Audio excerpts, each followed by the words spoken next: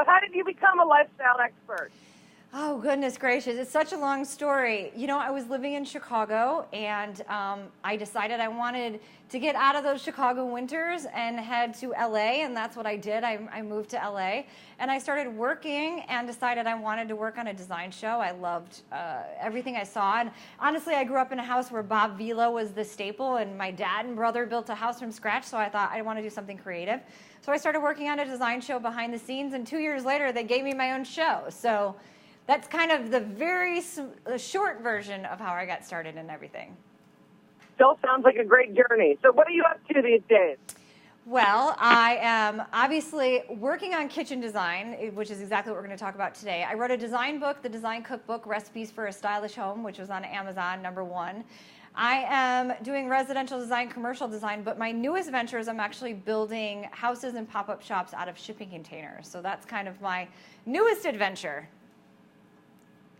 Wonderful. Well, let's start with your kitchen stuff. So when it comes to changing a kitchen, what are some small changes you can make that would make a great impact?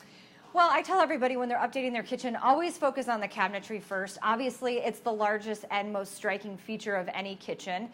Gray last year was super popular, and again, it's trending for 2017. So behind me are obviously these gorgeous gray cabinets. These are the Martha Stewart Living Pure Style cabinets in Sharkey Gray.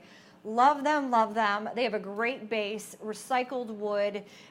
They're durable, and they also have storage, which is important. They come in a variety of colors. They are moisture resistant, heat resistant, and of course they're easily wipeable. So let's say you get a stain on your cabinet, you can always take a damp cloth and just wipe it down. And they also have a lot of functionality. So if you want to hide those trash cans, those recycling bins, or even those pet feeders, there is seriously something for everybody, including those pets, in the kitchen with these cabinets for sure. Now, what are some changes people can make in the kitchen that are not necessarily worth doing if you are on a budget? Budget design can be tricky, but one thing that is always, always, always a great thing to do in a kitchen if you're on a budget is changing out your hardware. So I have Liberty hardware with me today in brushed nickel, but you can go with chrome, you can go with gold, or honestly in 2017, the trend is matte black. I'm seeing a lot of matte black in fixtures, in everything from faucets to lighting to knobs, you name it. Matte black is super, super popular. Now, what are some items you should consider buying secondhand to improve your kitchen? Gosh, secondhand. You could buy a lot of things secondhand, honestly. I mean, you can buy your appliances secondhand if you wanted to for your kitchen. Again, knobs. If you take them off one room, you could always bring them into another. You can kind of mix and match. You could get very creative. You can even buy tile secondhand. Some people actually save very interesting vintage tile and kind of mix it with new tile. You can do that too. Now, you're known for your knack of repurposing items. Do you have any basic tips for us? Ooh, repurposing. I do. Get creative with your island. So that is one place in your kitchen that you can repurpose a piece. So I don't know if you see here, I have this gorgeous granite countertop. Now, granite countertops are perfect for adding texture to your space, obviously. But this one here, it kind of mimics the look of granite and marble, which everybody loves marble, but this is actually scratch resistant and stain resistant, which is important. And it also comes in a variety of sheens, patterns, and colors. Now, what you do with this is you put this on top of a very interesting, maybe vintage base or a very modern base that you have, let's say, found at a thrift store, or I have to be honest, I've actually garbage picked a really great island, a piece of wood that I wanted to use as an island in a friend's kitchen, and I put a piece of quartz on top of it, and it looked like it was custom. You know, what a lot of people are doing too is they're mixing and matching, so you don't have to have everything match in your kitchen. Your counters and your cabinets can be different than your island. You just have to be really creative.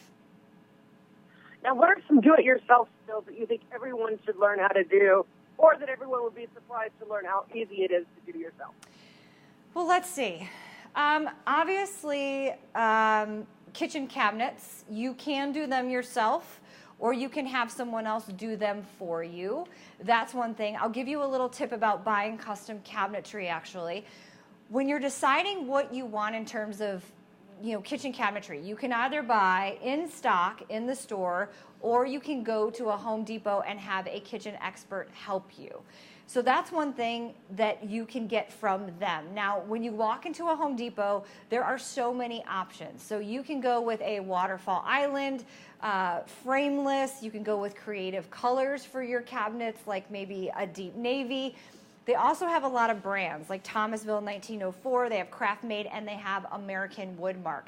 Now those are custom cabinetry. Now let's say you want to do it yourself and you want them to be in stock. They have a great line of Hampton Bay shaker cabinets in satin white, which I think is very, very classic.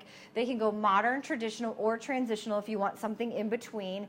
Again, those are fully stocked. So if you want to take them home and do it yourself, you can pick them up at the store the next day, or they ship within 48 hours, which is amazing. So that's cabinetry to do it yourself. Now, on the flip side of that, another thing that you can do yourself, which is super easy to do in your kitchen, is changing out your faucet. Now, you know, you use your cabinets a lot, but people don't realize you use your faucet just as much. So you want something that's functional and stylish and something that you can do yourself if you're on a budget. So this is the Kohler Barossa Touchless. I love it because it has this high arc for pots, but also because it has a touchless activation, which in my opinion is the future of faucets. Now, it has a sensor, so it prevents any false activation, so it isn't going to go off when you're not in the kitchen. It has a stainless steel feature, and it also has scratch-resistant technology, which is awesome. And I think paired with this Kohler Whitehaven sink that you see here, these two on trend for 2017. This is the quintessential farmhouse sink, which I think everybody absolutely loves. Now, what are some things people should do if they have a really tiny kitchen? Tiny kitchen, lighting. Lighting is so important, or tile. So if you see behind me, there's a few elements behind me.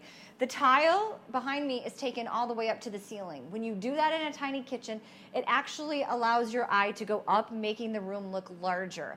Another thing that I have here is we took out the upper cabinetry and we actually just put in shelving. That also is going to make your room look bigger. Lighting is important. Your design is only as good as your lighting, and you could have a completely black kitchen, but if your lighting is amazing, the room will actually look bigger because your eye, again, is drawn around the room and there isn't any borders. So those are three easy things in a kitchen that if they're smaller, to make them look larger. Now, where can people learn a little bit more about you? They can go to KellyEdwardsInc.com, and if you're interested in any of the products here from Home Depot, you can go to HomeDepot.com, or if you're not a DIYer, don't really want to go to Home Depot and do it yourself like we were talking about earlier, you can always walk into a Home Depot store, grab a kitchen expert, and have them help you. Now, what advice do you have for someone who wants to do a career in do-it-yourself or design? Who wants a career in television or just do-it-yourself design? Either, actually. How do you get started? Well, me personally, you got to send a lot of resumes and convince everybody, but you have to have a great blog and you have to know what you're doing. So me personally, I own a chop saw, I own a table saw, and so I know how to do all that stuff, but all you need to do is get yourself out there for one. And in terms of the DIY, every woman should own a chop saw and a nail gun. I'm telling you, it's the most liberating thing you can do, and if you can use a chop saw, you can use just about anything. That sounds exciting. Is there anything you'd like to add or end with? I think just in terms of kitchen design, if you're ready to redo your kitchen, I say you get to a Home Depot and you go for it. All right, well, we'll do that. Actually, I need to do that really soon. So thank you very much for all your tips. Thank you so much. And look forward to watching you more. Sounds good. Thanks for having me. All right, bye-bye.